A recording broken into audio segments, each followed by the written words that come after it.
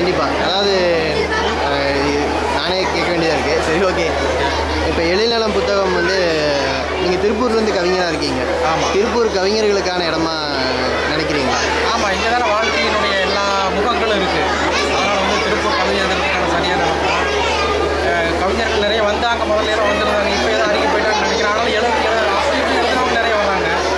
அவங்க நிறைய இருக்காங்க. திருப்பூர் இணையத்தில் எழுதுறவங்க நிறைய திருப்பூர் தான் இருக்காங்க. கண்டிப்பாக.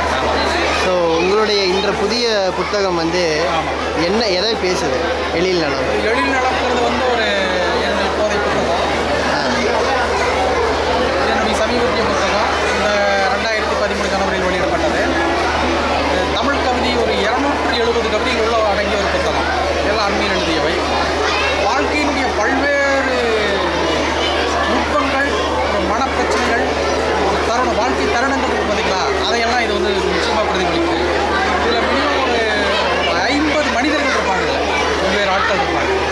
அவங்க வந்து ஒரு சரியாக ஒரு மனதிற்குள் ஏதாவது ஒரு உங்களால் மறக்க முடியாத அளவுக்கு உங்களை பதிக்கிற அளவுக்கு ஏதோ எழுதியிருக்கேன்னு நினைக்கிறேன்.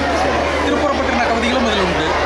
முக்கியமாக சிறப்பான காதல் கவிதைகள் இதில் உண்டு. மிச்சம் ஒரு 70 கவிதைகளுக்கு மேலே இருக்குது. அந்த கவிதைகளெல்லாம் இதில் உண்டு.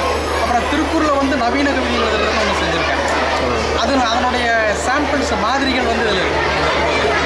இப்போ புத்தக கண்காட்சி உங்களுக்கு போன்ற எழுத்தாளர்களுக்கு எந்த மாதிரி உணர்வை கொடுக்குது? இத்தனை புத்தகங்களை பார்க்கும்போது உண்மையை சொல்ல போனால் நானே வந்து புத்தக கண்காட்சியினால் அதிகமாக புத்துணர்ச்சி அடைகிறேன், உற்சாகம் அடைகிறேன். விரும்பி வாங்கணும்னு வாசிச்சவங்க சொல்கிற எதிர்வினையிலிருந்து நம்ம நிறைய தெரிஞ்சுக்க முடியுது.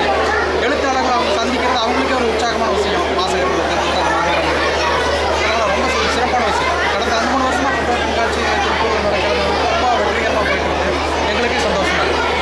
இப்போ நூலகங்கள் அதை பற்றி உங்கள் எழுத்தாளர்களாக படைப்பாளர்களாக நூலகங்கள் உங்களோட உயிரோட்டமான தொடர்பில் இருக்கா? நான் வந்து முதல்ல நூலகத்தின் மூலமாக தான் நான் உருவானேன். திருப்பூர் மாவட்ட நூலகத்தில் இருக்கிற அனைத்து புத்தகங்களையும் நான் படித்திருந்தேன். அது கிட்டத்தட்ட எல்லாமே வாசித்து முடித்த போது மேலும் படிப்பதற்காக தான் நான் வந்து ஒரு புத்தகங்களை வாங்குவது, புதிய புத்தகங்களை நாடுவது அப்படிங்கிற இடத்துக்கு நான் திருப்பூர் நூலகங்களான உயிரோடு தான் இருக்குது. நூலக வாசகம் நிறையவே இருக்காங்க. நூலகத்தில் இடம் கிடைக்காத அளவுக்கு எப்பவுமே நிலைமை இருக்குது. நூலகத்தில் எப்பவுமே உங்களுக்கு அமர்ந்து படிக்க இடம் கிடைக்காது. அந்த அளவுக்கு தான் இருக்குது. ஆமாம். ரொம்ப நன்றி.